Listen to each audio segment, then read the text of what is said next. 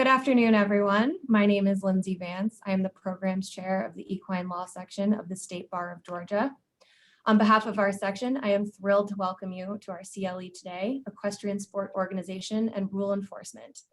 Understanding the rules and processes for violations among the governing federations is critical, both for practitioners and participants. Our speaker today hardly needs an introduction.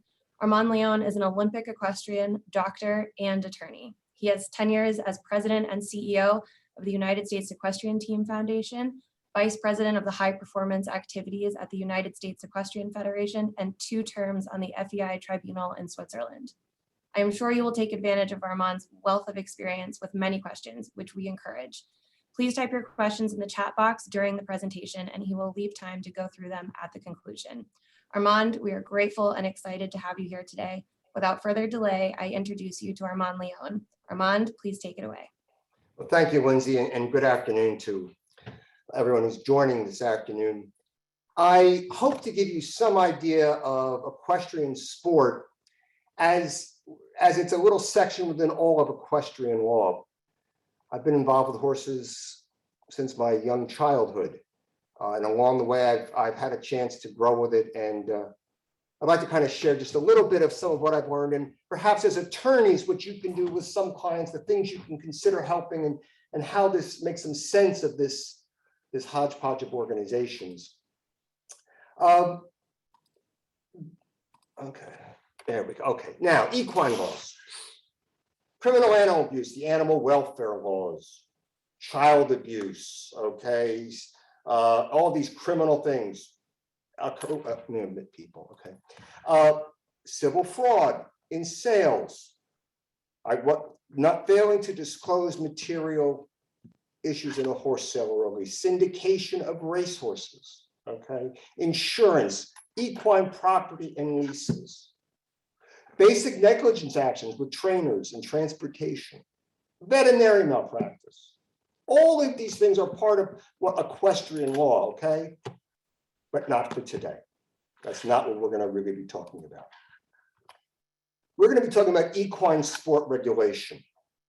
And in order to do that, I need to give you some idea of the organizational structure of horse sports. I mean, it's a sport that is a member-based organization throughout the world. So I want to give you some idea of the organization and the regulatory structures that are in place for that, and they're different whether you're dealing with national sport here in the United States or if you're dealing with international sport where international rules apply. And then the dispute resolution process. What types of disputes do you see in our national federation, the United States Equestrian Federation? What type of disputes do you see internationally? What are the procedural rules? What can you do, or what can you expect if those things come up? And I'd like to give you some idea, hopefully at the end, some practice tips about areas where you may be able to assist clients and areas where I would suggest perhaps it's prudent to refer clients out. And last, I'll talk a little bit about safe sport. That's really a discussion to itself, but recently you've seen the importance of protecting our minors and amateur athletes in these sport organizations. I need not mention gymnastics, equestrian have had their issues. It's time that all our sports are coming into line, and safe sport has a very, very big role in that. Now, we talk about membership organizations and being allowed to compete. But it's not just about being a member. Equestrian professionals, and some of you may have equestrian professionals for clients. This is their livelihood. They need to go to competitions, to train horses, to sell horses, to take clients. When they're suspended, they're not allowed on the showgrounds. Fines can be put in place for violations of organizational rules. There's a reputational damage. Clients that are looking for a professional to take their children or to take their family members to shows, it's important, your reputation. And of course, the social ostracism that occur for transgressions, even just the announcement of a potential drug violation carries some stigmas. So where does this all start? The global Olympic movement has like 40 federations, like 67 sports, multiple national Olympic committees. Here in the States, obviously, and having just come off the 2020 Tokyo Olympics, now in 2021, the United States Olympic Committee and the Paralympic Committee, as a matter of fact, the Paralympic Games are going on as we speak. But this oversees Olympic sport as a whole in each nation. And it starts with the International Olympic Committee, which is headquartered in Switzerland. And there's two separate prongs, and this is important to understand. Within equestrians of the Olympic movement, you have the International Olympic Federations, United States Olympic Committee, British Olympic Committee, Taiwanese Olympic Committee, whatever. And they are part of that Olympic group. You also have the international sport federations, each sport, whether it's canoeing, athletics, weightlifting, or FEI, which is the equestrian sports. And these two different tracks work together. But let's look at them a little bit. Your international Olympic federations are authorized by each country. We'll talk a little about the USOC and the Ted Stevens Amateur Sports Act, which pretty much set the rules for the USOC, how athletes participate and how disputes are resolved. All of these Olympic federations have their own internal regulations as to how things work. Each one of these organizations is a member of the International Olympic Committee. And at the country level, you will recall that at times Russia has had difficulties sending teams because of violations of doping rules and things of that nature. As a matter of fact, in the Summer Olympics, there was a Russian athlete committee. It wasn't the actual country. And then you have all these sports, 67 sports. They change from time to time. But each one of these sports has an international organization. They've set the rules for the sport. They set the rules for the Olympic Games. They adjudicate rule violations that occur within their sport. And each one of the national Olympic federations has a sport federation that participates in each one of these Olympic sports. So the US Olympic Committee has the Basketball Federation. The Basketball Federation is part of the International Basketball Sport Federation. So as you can see, the international sports federations are numerous, but these are non-governmental organizations that are staffed by amateurs, they're not attorneys that run these. You have sports experts, people that are steeped in that sport that are running these federations. They have professional staff, which we'll talk about, because when you get to adjudication of disputes and things of that nature, there is a legal system, a legal department within the sport organization, as well as within the national federation. Now, here's what's important to remember. We're dealing with membership-based organizations. The Olympic Committee, the United States Equestrian Federation, skiing and snowboarding. These are all members who volunteer to put their time in. Now, they have professional staff, but as the Olympic Committee said, it's really a club to me. It's a group of friends coming together for sport. Within the Olympic sports, we have the equestrian sport, and the Fédération Équestre Internationale, the FEI, is the designated international federation. Here you can see their vision, their mission, what they're doing. And basically, look, they're involved in making sure the sport is globally successful, that it adheres to certain standards, athlete welfare, horse welfare, and an overall global purpose beside just the Olympics. For that reason, issues of animal abuse are dealt with within the FEI. However, that has to do with the right to participate. Animal abuse that is of a criminal nature is handled by the various countries or that it occurs. And so there's a two-part here. We are dealing with the right to compete, and the FEI, welfare of the horse is the top priority, the sporting partnership. As you may know, men and women compete equally in equestrian, one of the few sports where that happens. Now, within equestrian itself, within the FEI, there are 7 different disciplines. Each one of these disciplines, jumping, which is the show jumping, dressage, eventing, driving, endurance, vaulting, and reining, all have their own set of internal rules for the sport within the overall framework of the anti-doping and official type of rules that apply. But it's the FEI that's responsible for coordinating these disciplines. 3 are Olympic: dressage, eventing, and show jumping. The other are world championship events. And the para-equestrian movement is sewed into this mix in dressage and driving. So each one of these international disciplines has to have a component within our national federation. Let me pause, and let's talk about the United States Olympic Committee. This is our committee that's a member of the International Olympic Committee that has to certify and authorize organizations to be responsible for promoting and managing this sport in the United States.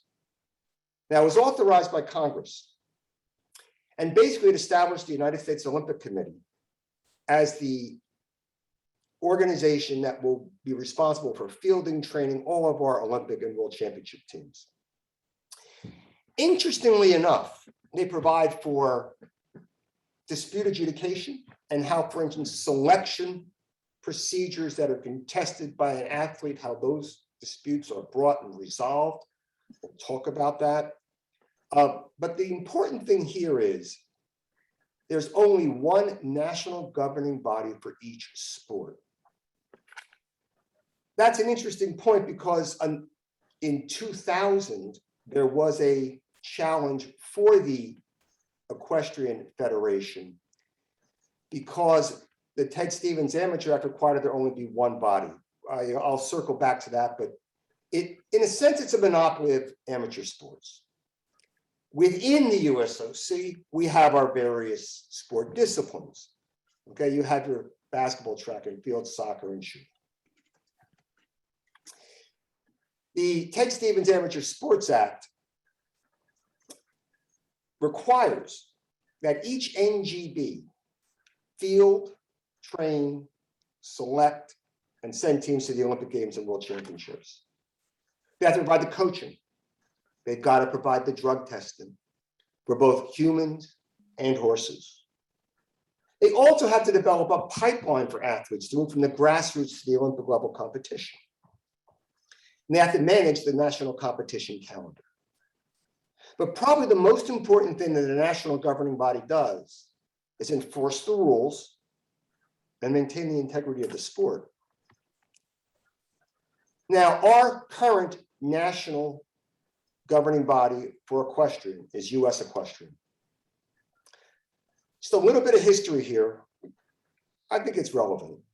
With horses, it was originally the United States Cavalry that put together our teams that went to Helsinki and all these original games early on, Berlin, before World War II. The American Horse Shows Association existed as an organization of horse show managers around the country, started in early 1900s, to have fair competition.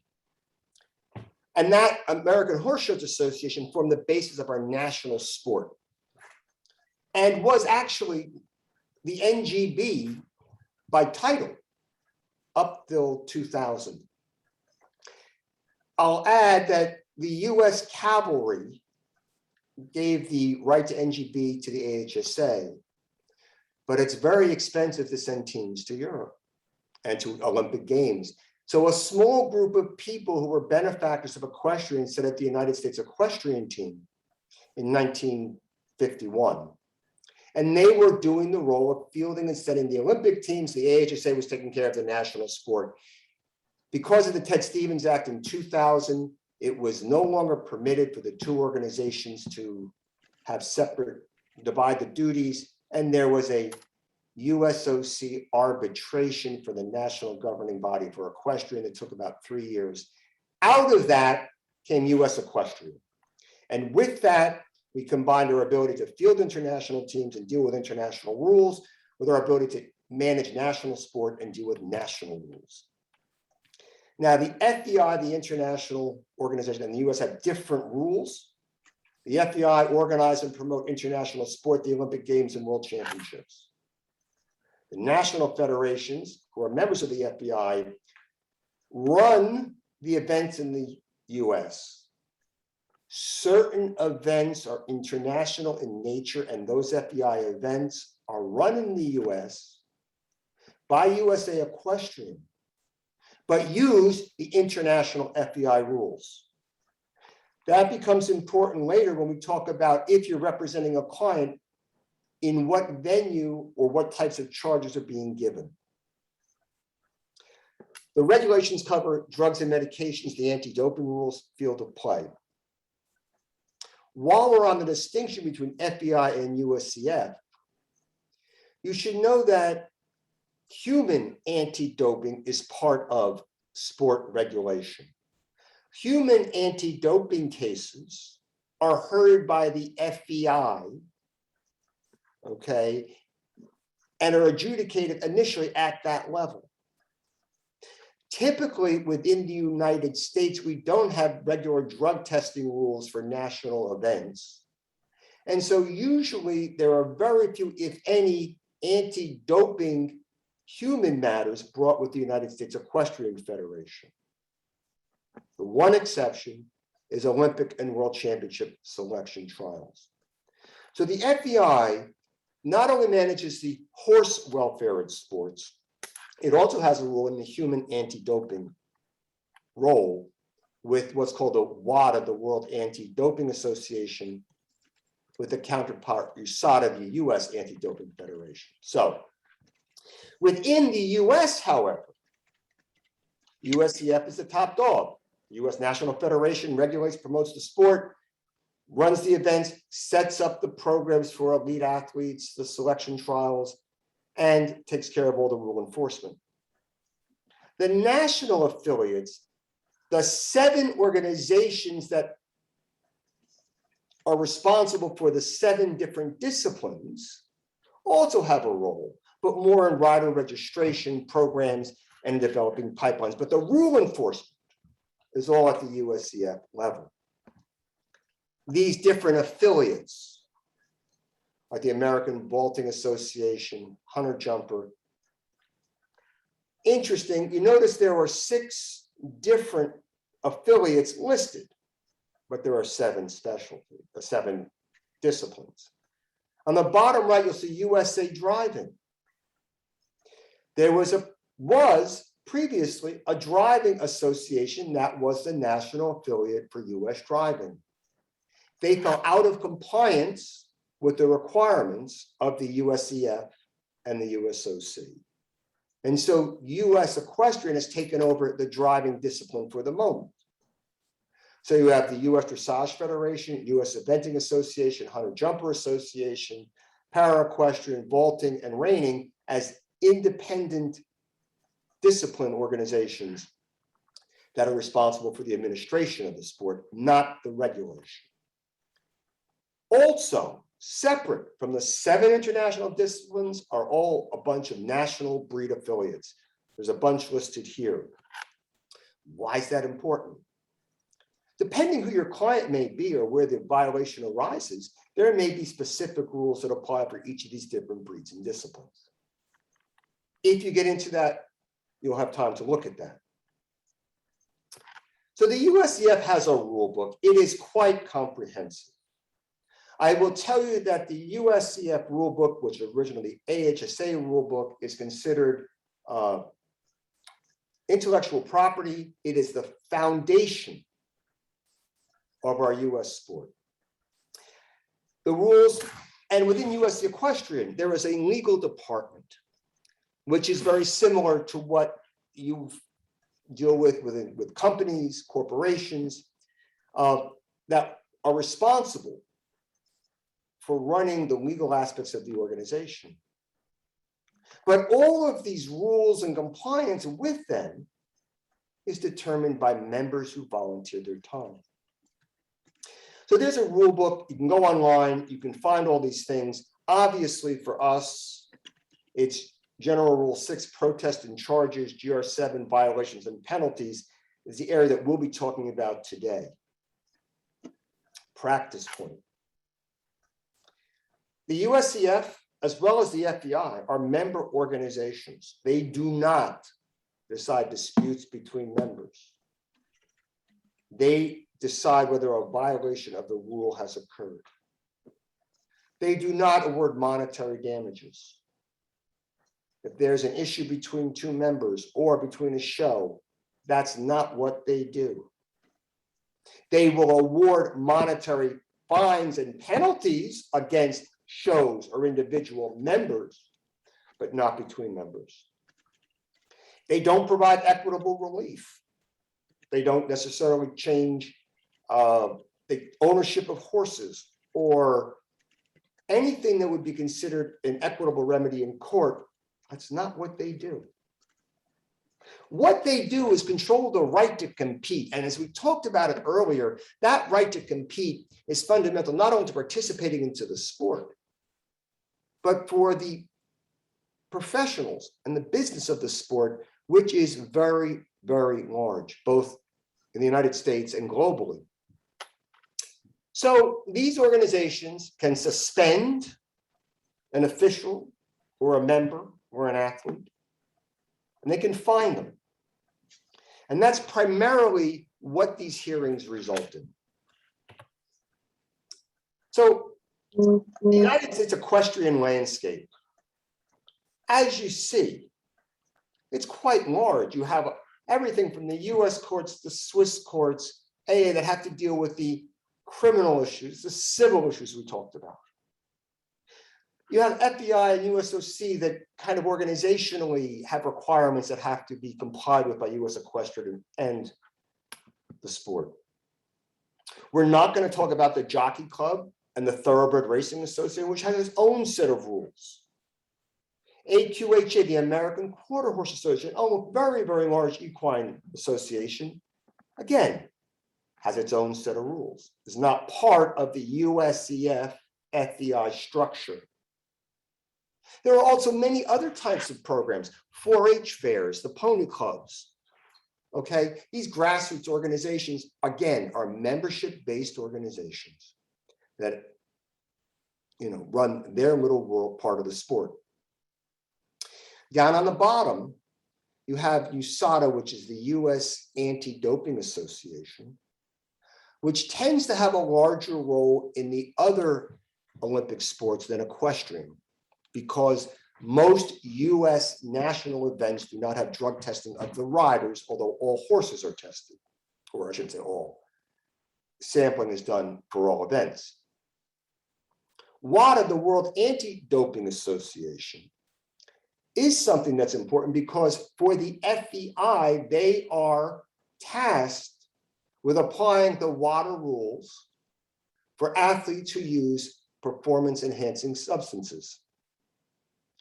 WADA is quite strict about athlete anti-doping, and you should know that the FEI and the USOC have been taken to arbitration if WADA feels that the penalties given were insufficient.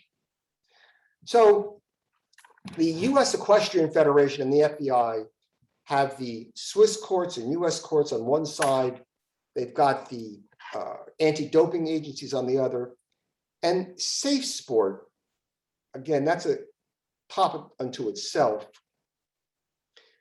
is a governmental agency that's been put together for the protection of amateur sports and preventing the abuse, both sexual and psychological and physical abuse that unfortunately has occurred too often in the past.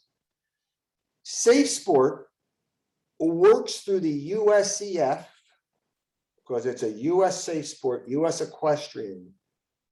And if it has been found that a member of USEF has sexually abused a minor, that member is prohibited from continuing as a member in the organization. Safe Sport does not bring a criminal action.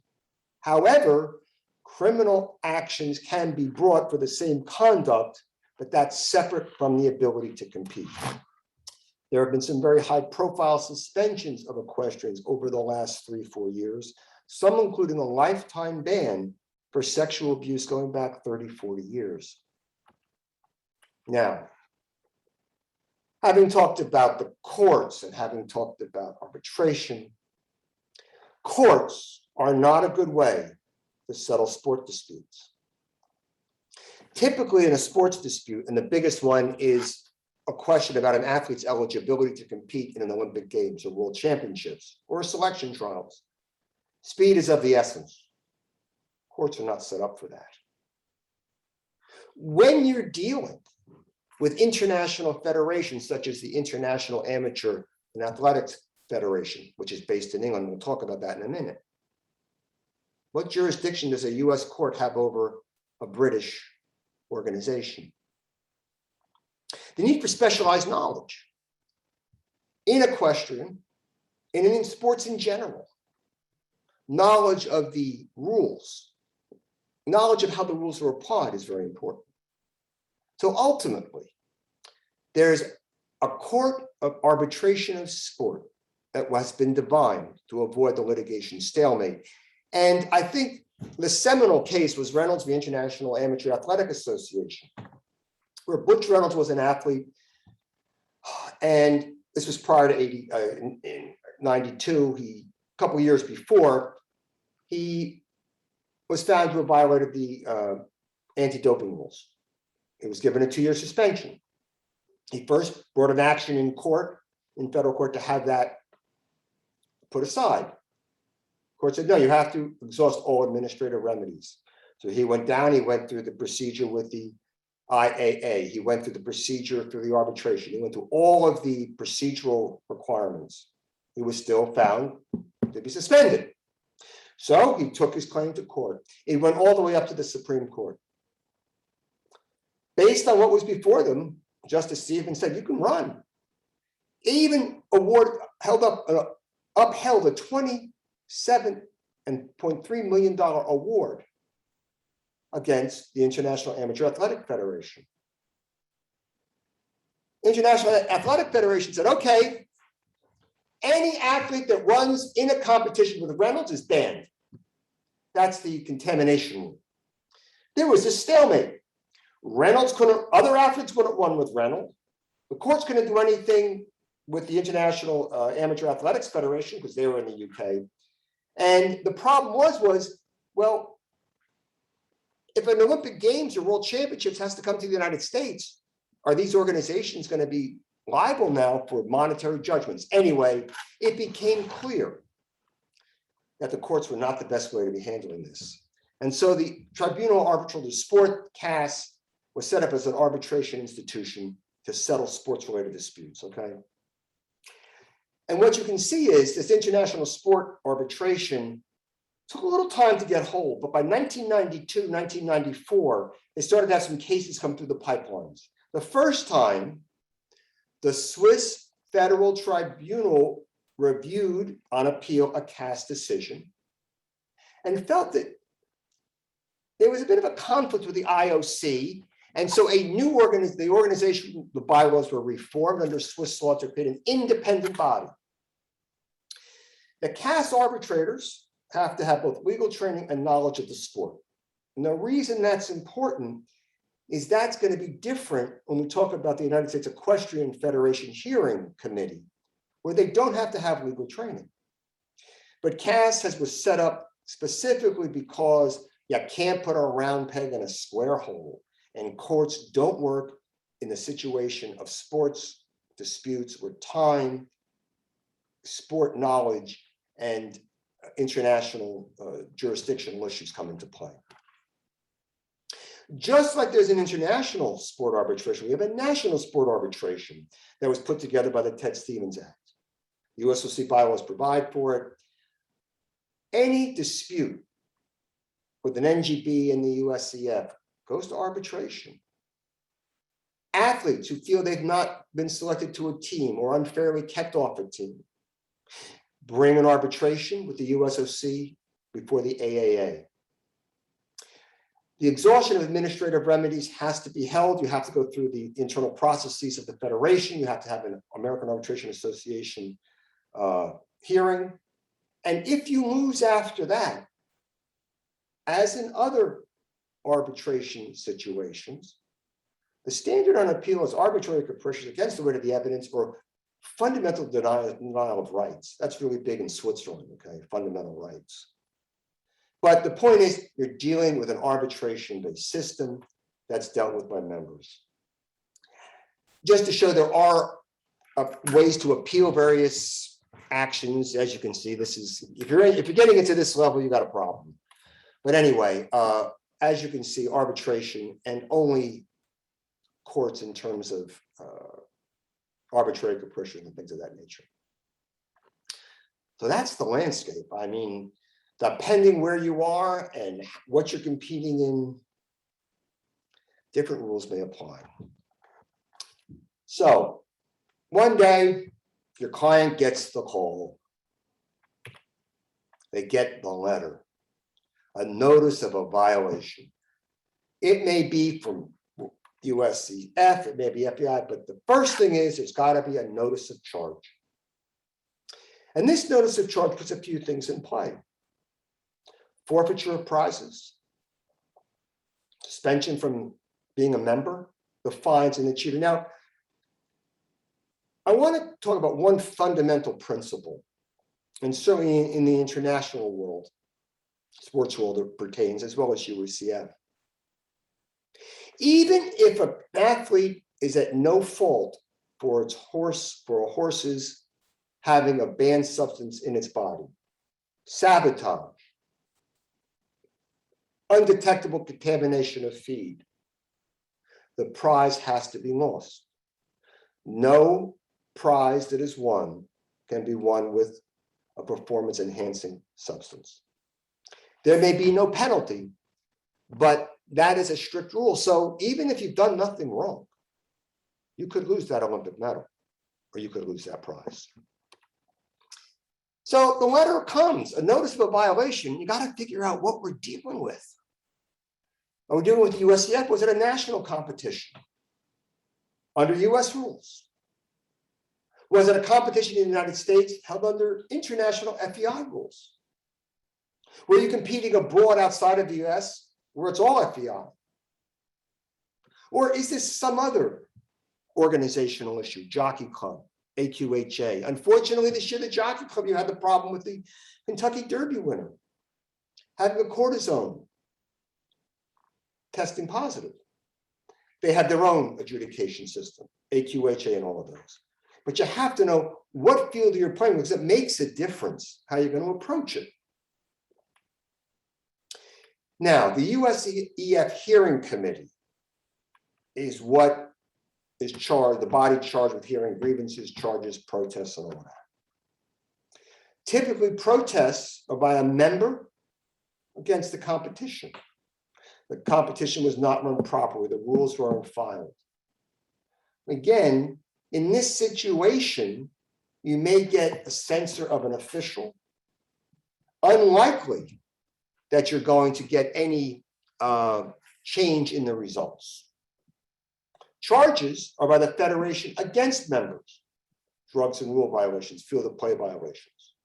Then athlete grievances, where an athlete feels they've not been properly treated, either by a selection procedure or by some internal committee within the USEF. Now, the USEF hearing committee take federation members to form the panel.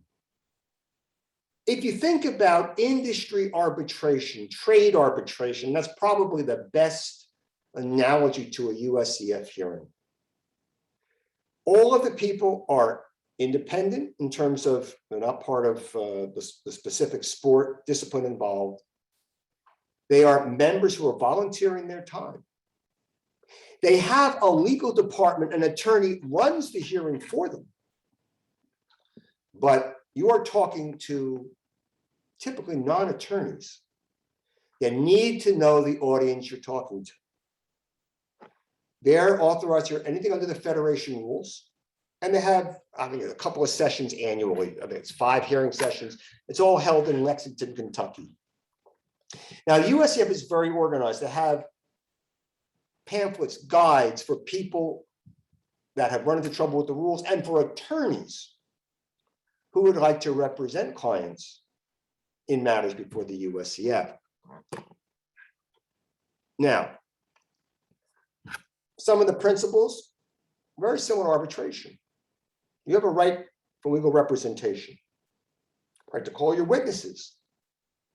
Expert witnesses, very important in many of these cases, especially in drug and medication violations.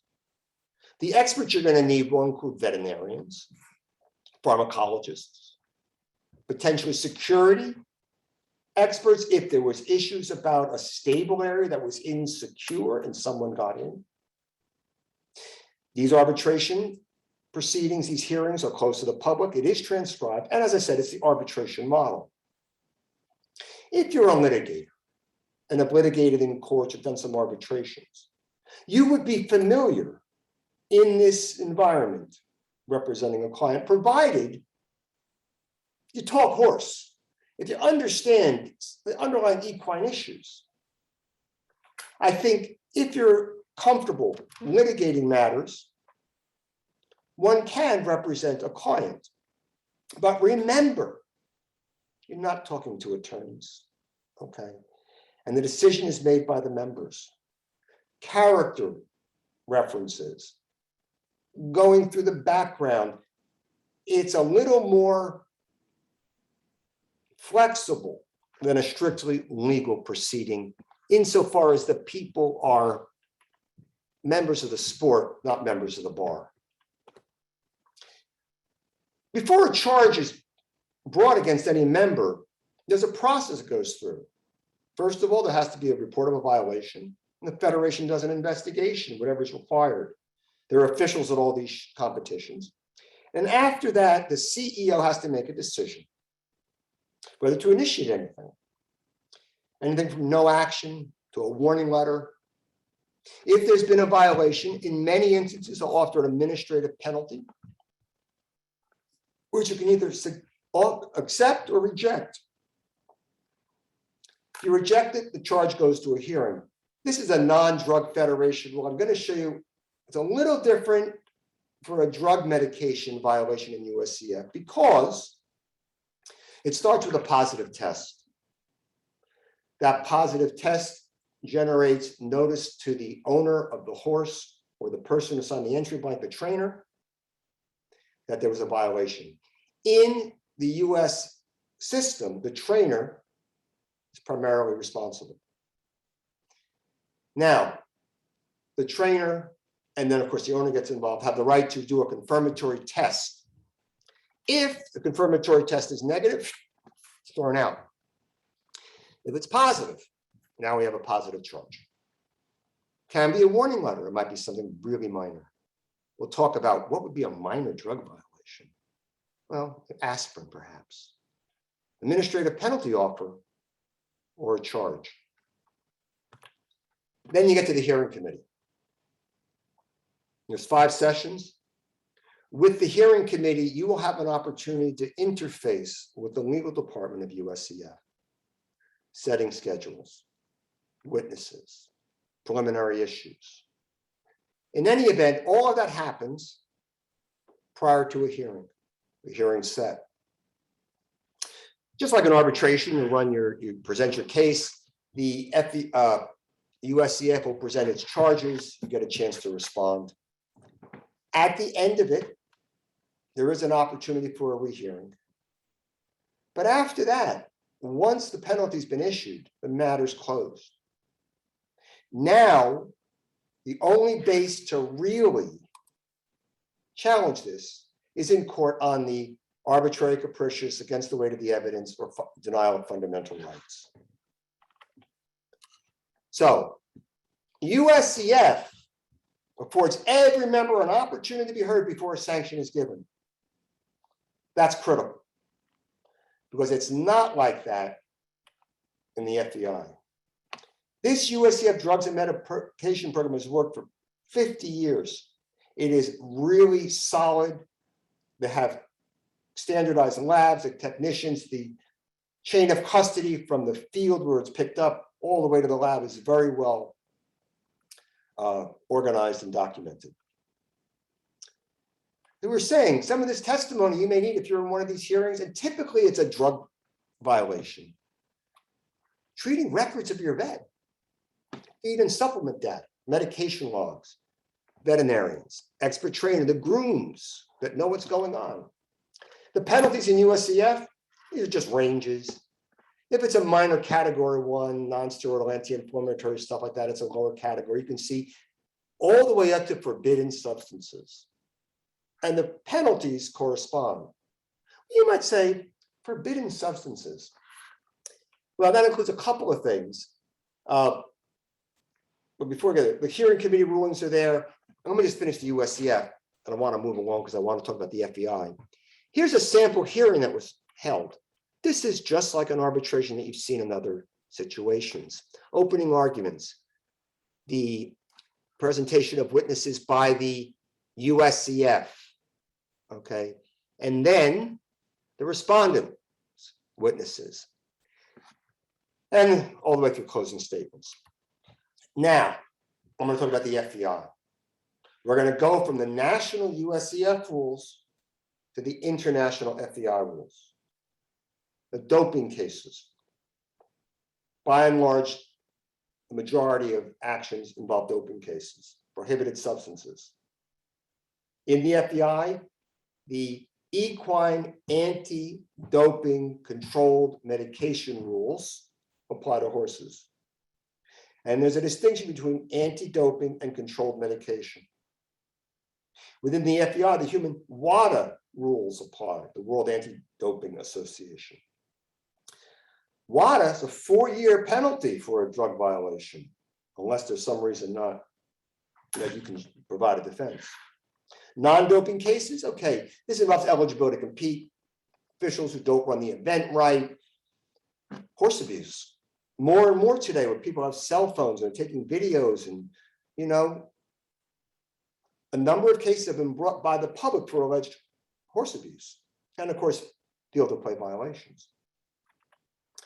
Prohibited substances include banned substances and controlled medications. That's a distinction that's important, even if you're dealing with a United States drug violation. So what's a banned substance? Simply put, a banned substance should never be in a horse for any reason. No reason at all. Haldol for schizophrenia should never be in a horse. That's a banned substance. And that has its, those come under the anti-doping rules. Controlled medications, though, can be Banamine, Robaxine, drugs that are used to treat horses for conditions, but are performance enhancing and not allowed to be used. So a prohibited substance really has two categories. One which is completely verboten, another which does have a legitimate use, but obviously cannot be used in competition. What's also different, in USEF, the trainer who signs the entry blank is the primary responsible person. However, these rules apply to the national federations and each person responsible and support staff. Even more specifically, the athlete who competes on the horse or with the horse is the one who is held responsible. However, the FEI has also included support staff who may be subject to the rules, suspensions, and fines. The banned substances rules for horses, the equine anti-doping rules, are modeled after the World Anti-Doping Association rules for athletes. By that I mean, for WADA, if a human athlete is found to have a banned substance in their system, they get a 4-year suspension. Boom, no questions asked, straight to jail. With a horse, banned substance, WADA gets 2-year suspension, modeled after the same thing.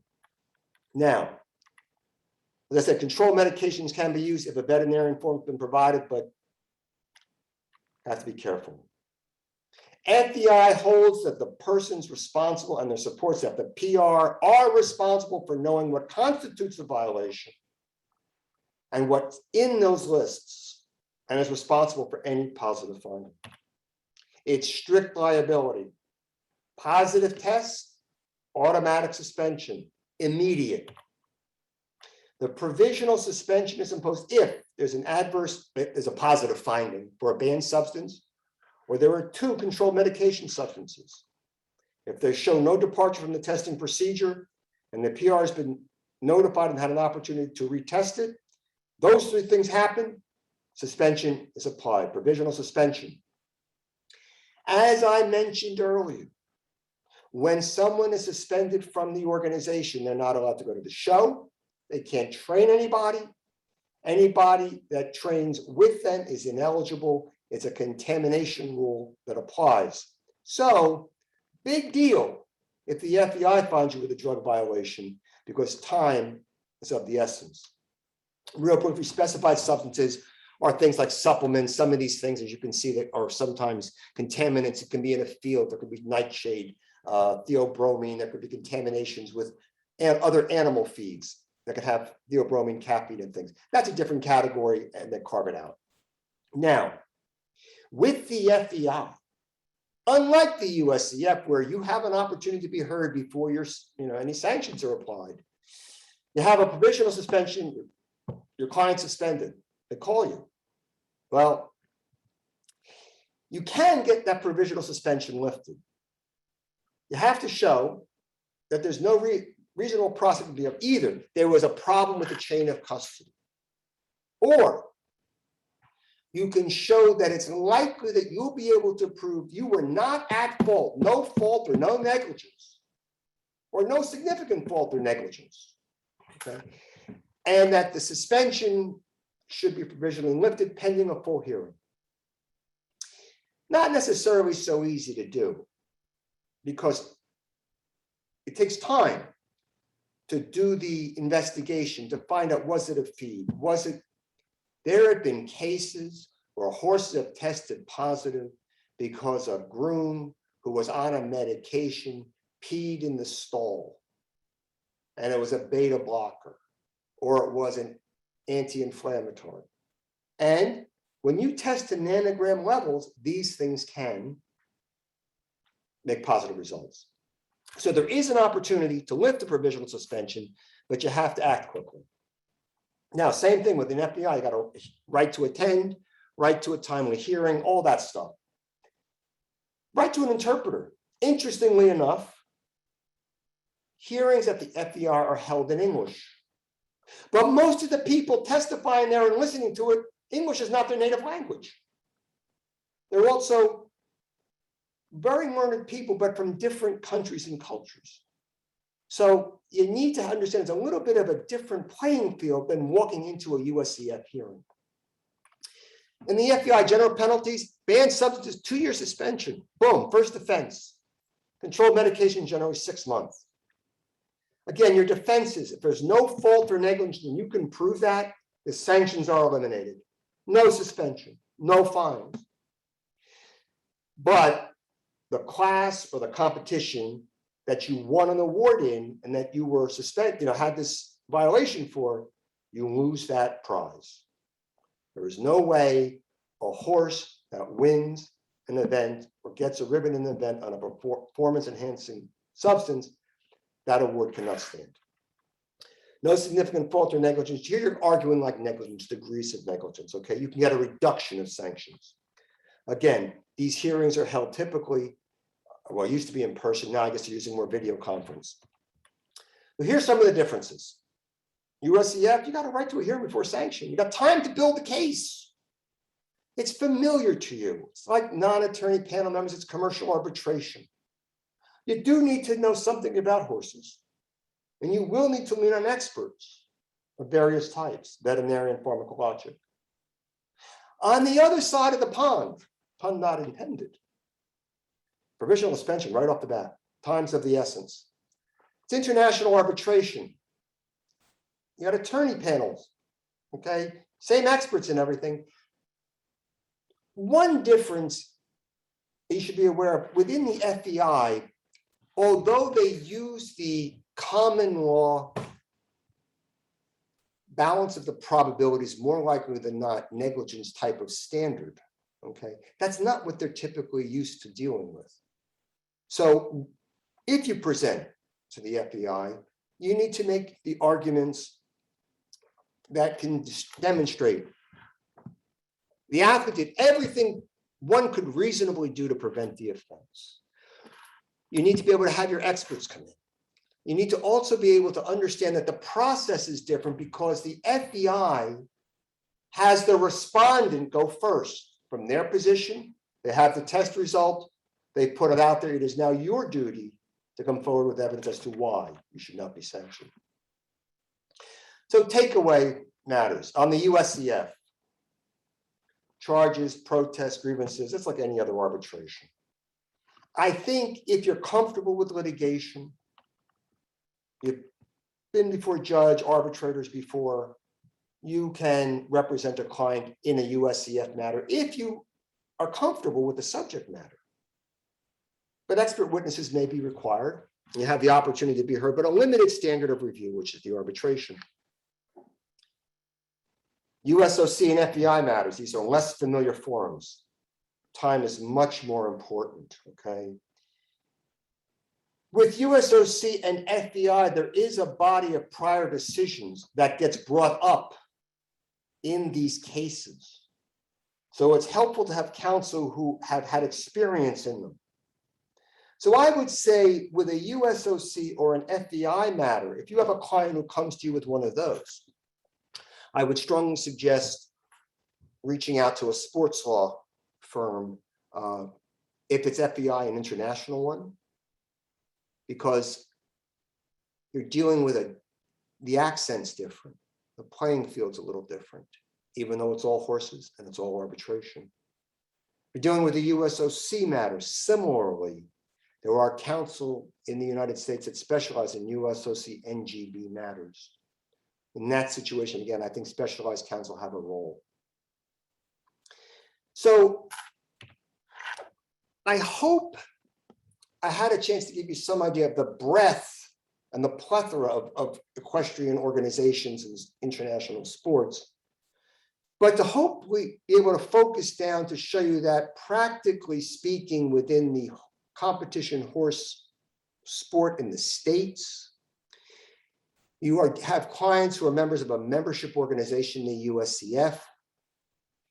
If there are problems that arise with your client and the USEF, if you have an understanding of equestrian sport generally and are familiar with the litigation process, I think you can help your client in dealing and responding to those charges because you have time to build the case and you're dealing with familiar territory in terms of legal principles. With an FEI or USOC matter, I strongly suggest specialized counsel because the penalties are immediate and the implications are a little greater. Let me stop there. I'm going to see if I can find the chat. Okay. I have a couple of questions that came in.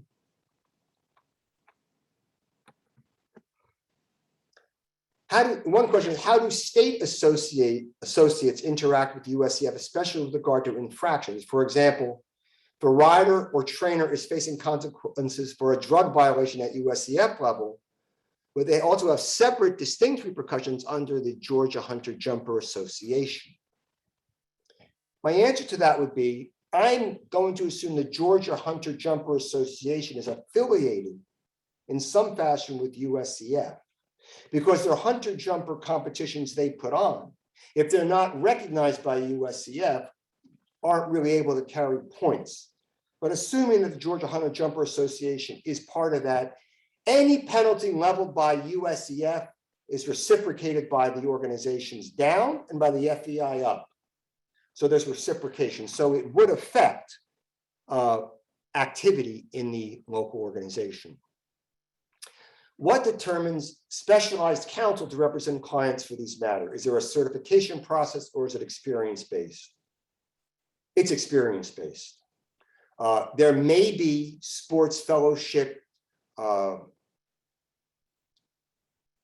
programs at certain law schools, but generally speaking, the people that I've seen that do this work have been involved in NGB matters as counsel for NGB, been involved on the USOC. So on the USOC side, they have some type of connection there.